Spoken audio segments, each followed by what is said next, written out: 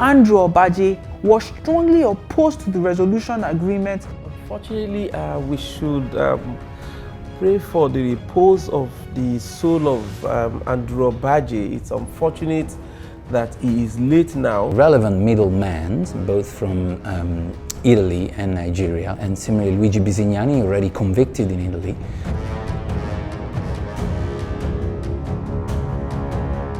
Some of the discussions that formed the law-twisting resolution Obaje strongly kicked against were captured in these leaked mails.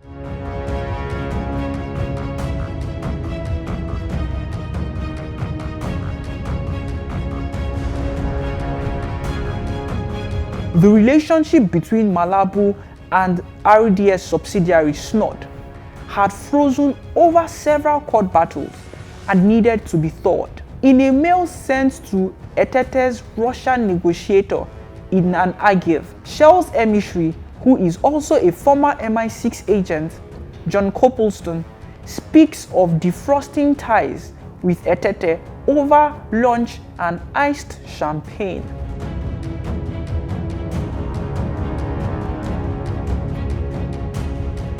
So they started the process as far back as when the oil license was secured. And that was why Danny Etete went after them when the oil license was now reallocated to Shell in 2003. And Dan Etete went to court to go and challenge, that allocation before they reached the level of negotiation and arbitration.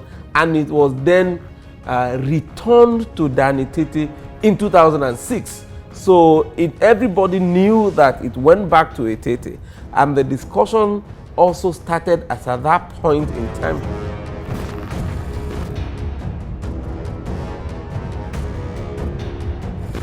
They changed the ownership of Malabu at some point, and Dan Etete became almost the sole owner of Malabu. Well, I mean, everybody is still trying to fight to get a share of the cake, but unfortunately, the negotiation, the final sale of the OPL 245 under Malabu was actually consummated by Dan Etete, and that is why you will see in the leaked email that it was actually Dan Etete that was involved in the whole negotiation, the final sale, and also the sharing of some of the proceeds from the sale. Mohamed Abacha is in court currently in the matter that is before the Federal High Court in Abuja, where Dan Etete is arguing.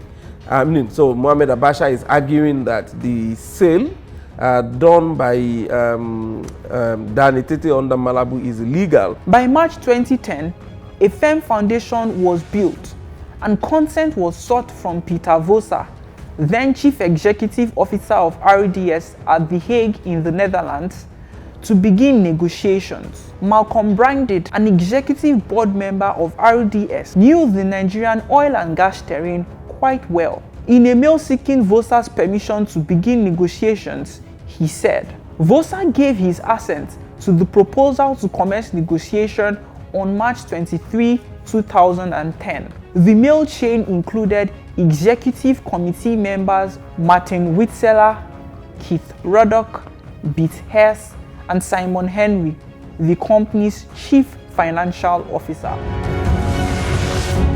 We're dealing with the culpability of the Shell at the head office, which is almost contrary to the claims by Shell head office to say SNEPCO is actually independent, and we have said no, there's no iota of independence in the acquisition of such a license like the OPL 245. And from the leaked emails, like you said, it was obvious that negotiation was at the highest level of Shell. By April 2010, Eni reached out to Shell to report that Chief had approached them to become potential partners. Both large European Union corporations who have large years of experience in Nigeria's oil and gas industry agreed on a two-level communication. There's the whole conspiracy at the highest level by the government and officials of that government in 2006 with an attempt to reach that measure of settlement, which actually culminated in the return of the oil license to Etete. It wasn't because they loved the face of Etete or Etete has any legitimacy to the license. As a matter of fact, Etete had gone to court to challenge the withdrawal of the license, and he had lost that case in court. That was supposed to have given Nigeria and the government as at that time to take firm control of the process and completely withdraw the license and then do a fresh bidding for the new license. But unfortunately, as part of the criminal enterprise that revolved around the process in 2013, it was allocated also to Shell in 2000 without due process, which would have been a transparent process that would have called for open bidding process to Malabu. And in the course of the negotiation, there was the need to find some measure of, collaborator to reduce the public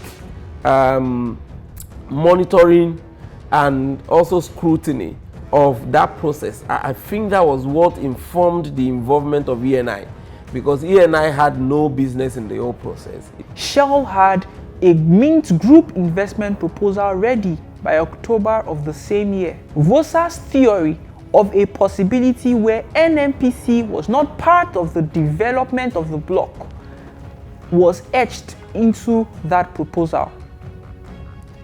In February 2011, a draft resolution agreement was being discussed. Conversations had moved down the conveyor belt to include executives in RDS subsidiaries, SNEPCO and SPDC. The legal team from Eni were also in this chain of mails discussing the legality of the resolution agreement. Nike Olafimihon, then legal counsel to SPDC, was in the seat of power, Abuja, having informal chats with NNPC's legal advisor, Yinka Omorogbe.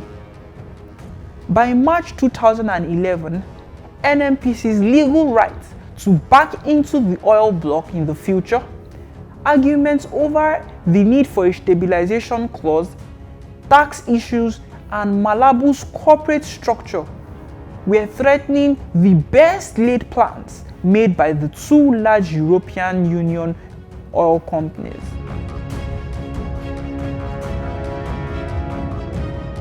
So backing right is when an oil block is allocated to an oil company, either indigenous or international, under the OPL, which is the oil prospecting license.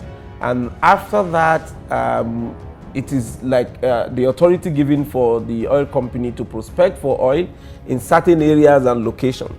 And after the discovery of oil, that OPL is converted into OML. And at the point of that conversion, the federal government, through NNPC, reserves the right to backing into the exploitation and the sales of the oil.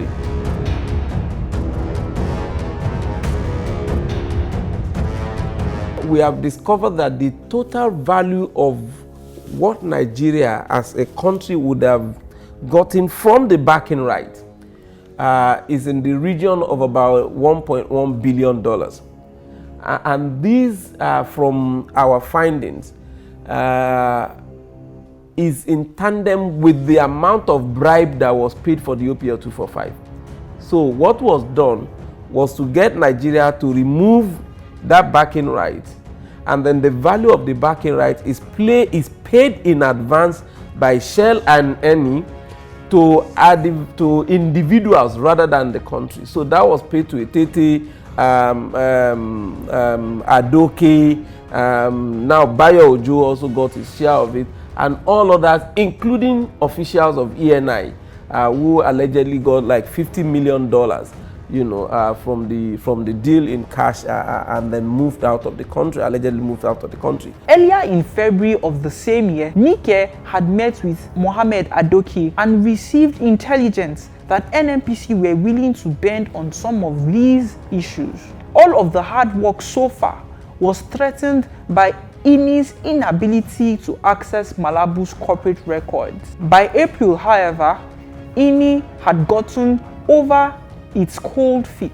There was a contract given out to some lawyers and others to do a profile check on Malabu, and it was discovered that Malabu actually doesn't meet the expected standard of a company. Where it was very possible to go and concoct some of those files. There was the whole only God knows what level of some criminality that went on around that place. And the unfortunate thing is, Eni was really concerned at the development of situation there, but Shell was more, frontal and just whole obsession. Peter Robinson, who was then Vice President Commercial for Sub-Saharan Africa, was an excited man on the 9th of Thursday, April 14, 2011.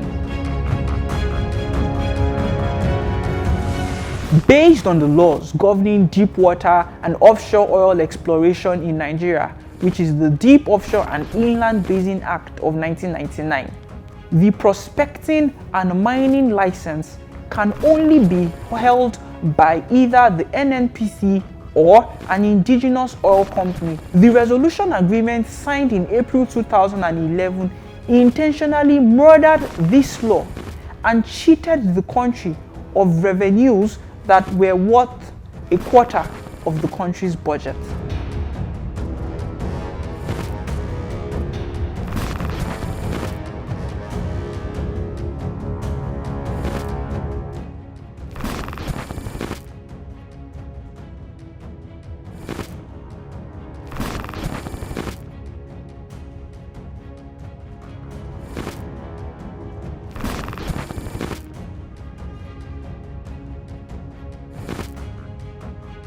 The Milan court case has so far convicted 2 middlemen involved in facilitating the deal, Emeka Obi and Gianluca Dainado.